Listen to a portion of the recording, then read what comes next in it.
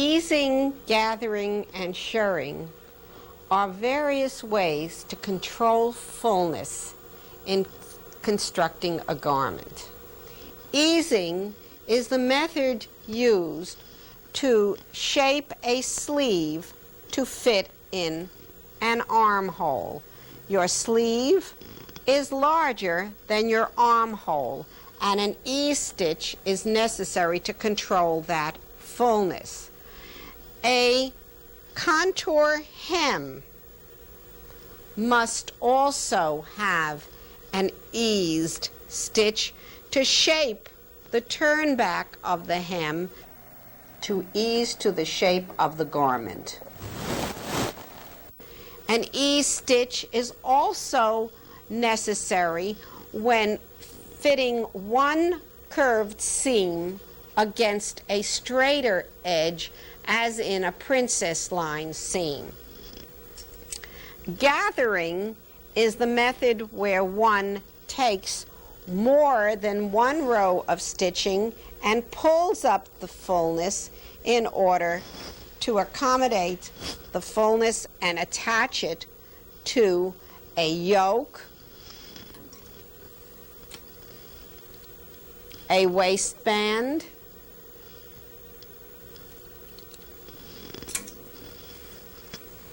or even a ruffle. Often more than one row of stitching that becomes visible is called shirring. Shirring is multiple rows of stitching that are used on a decorative level. This multiple stitching has been stitched on elastic thread with an embroidery on top to simulate smocking.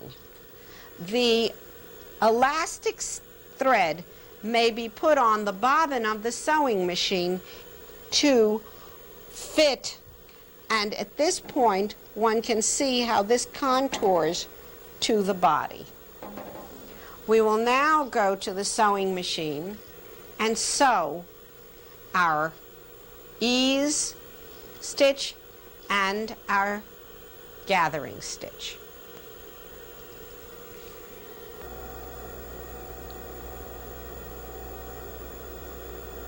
The easing stitch is a stitch to enable you to shrink your goods to fit into another seam, as in the cap of the sleeve, or to fit the inner edge of a hem to the rest of the hem.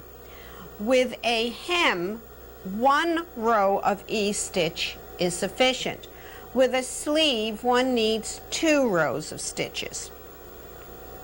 The size of the stitch is generally 10 to 12 stitches to the inch.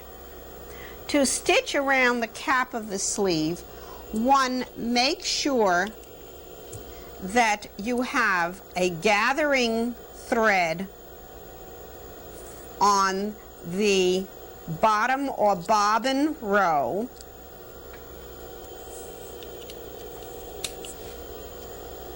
and a regular or your stitching thread on the top.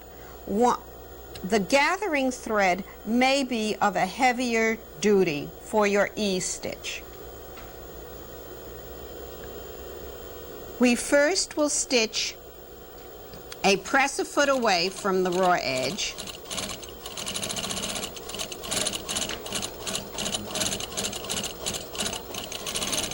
You will stitch with the right side of the garment up so that your bobbin thread will appear on the wrong side or the inside of the garment. One row of stitching entirely around the cap.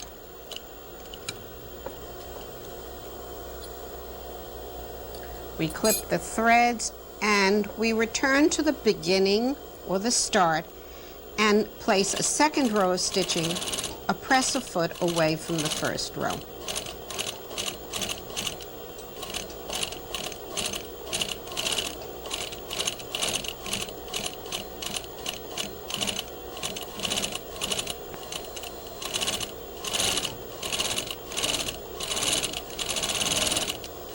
when the entire cap has been stitched, you return your sewing machine to a stitching size and you replace the bobbin thread with the correct thread and join your seam and finish your sleeve. With your sleeve complete, we're ready to ease or shrink the cap of the sleeve by pulling your ease stitch or your bobbin stitch to shape the sleeve, and you move to the iron to shrink it to fit in to your armhole. The ease stitch, both useful for hems and caps, and occasionally a seam that needs some ease and not any shirring.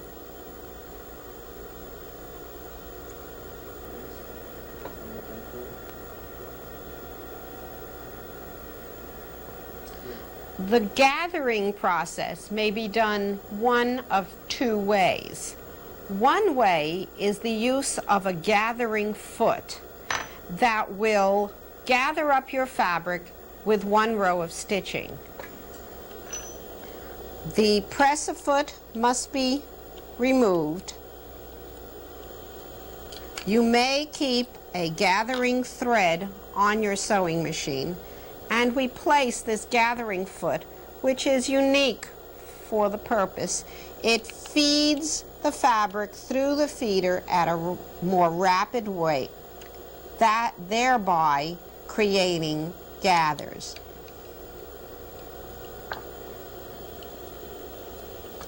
Most sewing machines have some kind of apparatus that will enable you to use a gathering foot. Place your fabric under your machine, and to find out the amount you need for gathering, you must experiment. And as you feed your fabric through the sewing machine, it will gather up the amount of shirring or gathers that you need for your particular style. The fabric determines the amount the gathering foot draws up. This is the process of gathering with a gathering foot.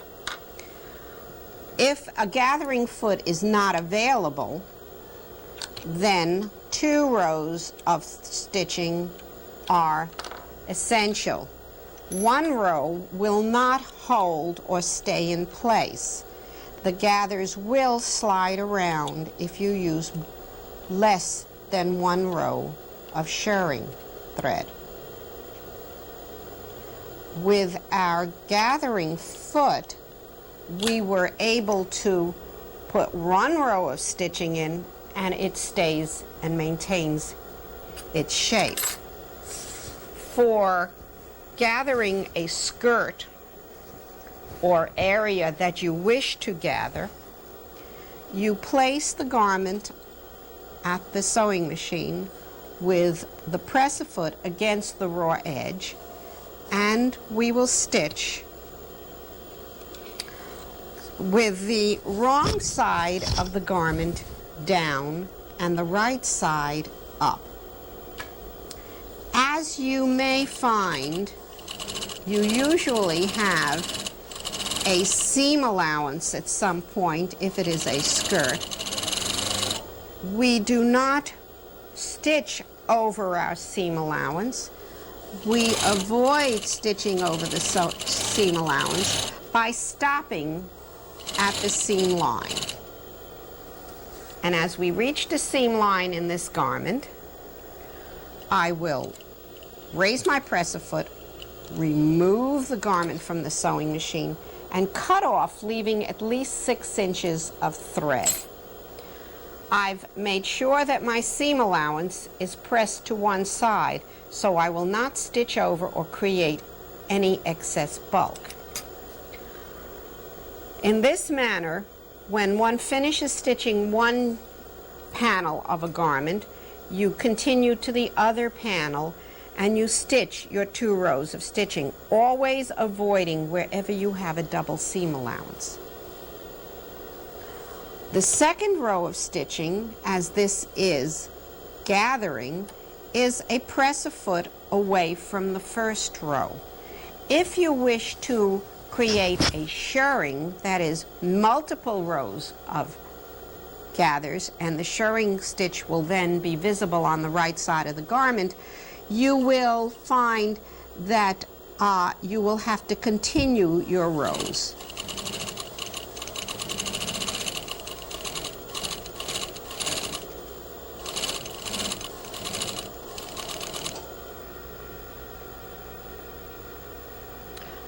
With my 2 rows of gathering stitch completed, I'm now going to pull up the gathers to fit a waist or a waistband or whatever area of the garment you wish to attach your gathered section to. You separate your threads, that is, if your top thread and bottom thread have become tangled, you separate them so that you can get a good handle on the shirring thread or the bobbin thread, and twist it around the finger once to give yourself enough tension and gather up or pull up the shirring stitch, making sure that you maintain an even distribution of your shirring stitch.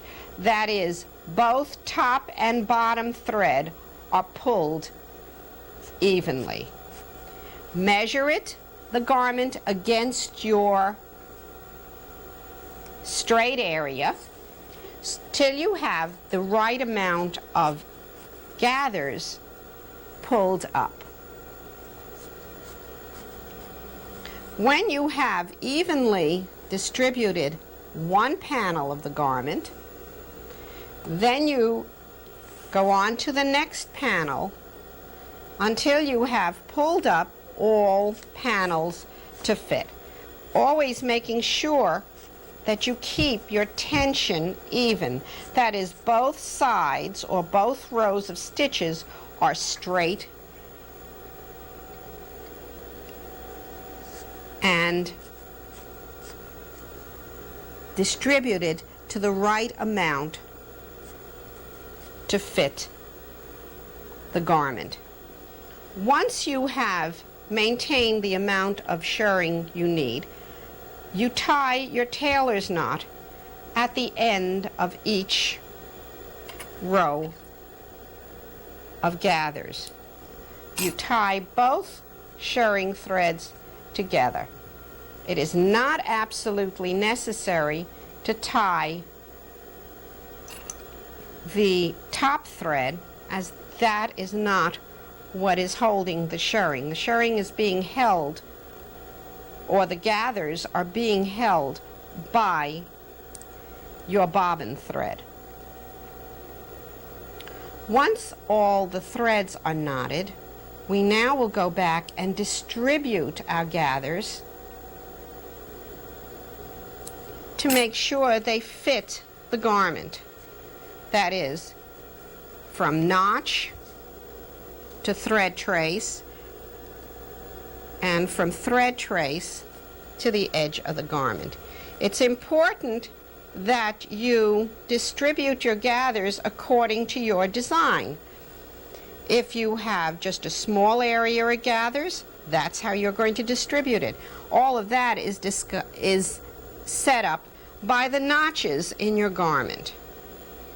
If you have an all-over gather, as the skirt is, you must evenly distribute your gathers all across the garment so that it matches from notch to center. Once your gathers have been distributed evenly, you then are ready to join the garment together. That is, the gathered area is ready to be joined to the waistband or the waist or the yoke, wherever you needed that gathering. Make sure you press open your seam allowance so that it now covers the gathers. And we join this to the right side of the garment. Right sides together, matching your raw edges. Place your pins in perpendicular to the edge to hold the gathering in place. Match your notches or your thread trace lines, or both as necessary, and pin it along the edge of the garment. When you have completely pinned your garment together, you're going to be ready to baste. And as we will finally stitch the garment without the shirring stitch showing on the right side, you must baste in the exact position of close to your shirring threads, but not on top of them, and in the seam allowance area of your shirring threads only. Now we've pinned the whole waist together, and we're now ready to baste. We will baste right next to the second row of shirring, actually in between your two rows of shirring.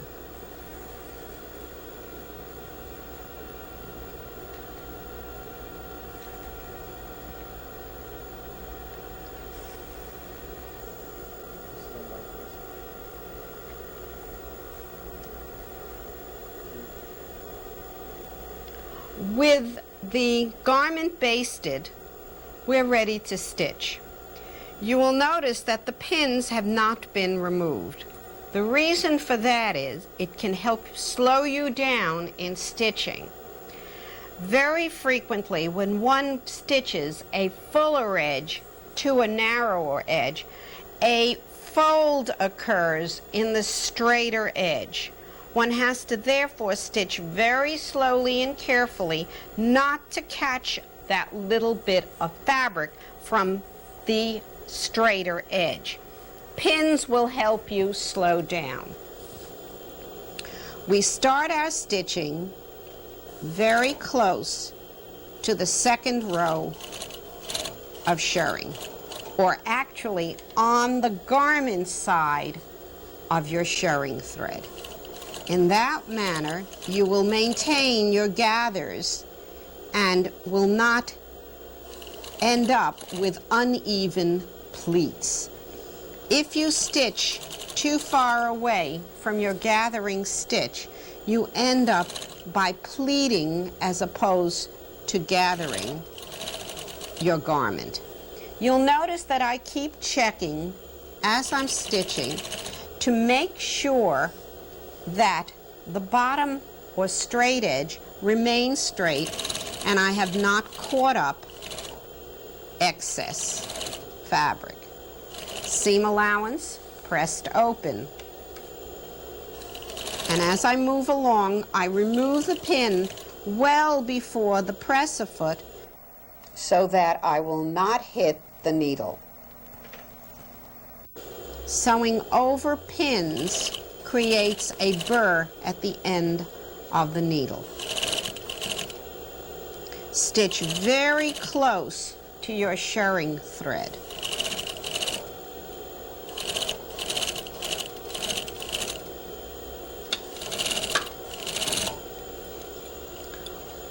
finish sewing, we of course will remove our basting, but before that,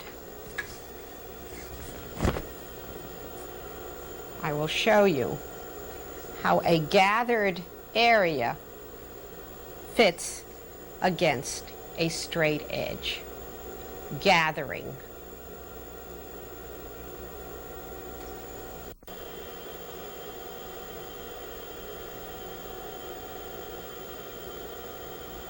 In order to create the effect of elastic stitching or the shirring thread on this particular garment, we use shirring thread on our bobbin. The bobbin should be wound with the right amount of tension to create an elastic effect on your thread. Set your sewing machine for the usual gathering stitch.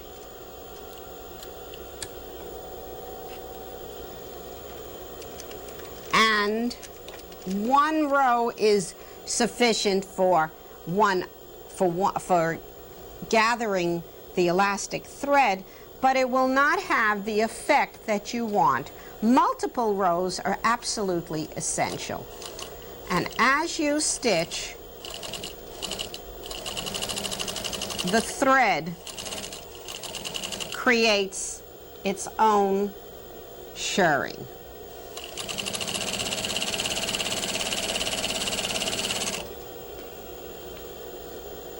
Multiple rows of this will create that elasticized look that is so familiar in sundresses and in play clothes. A second row is placed up against the first row. This time, pulling your garment flat will help you create the effect.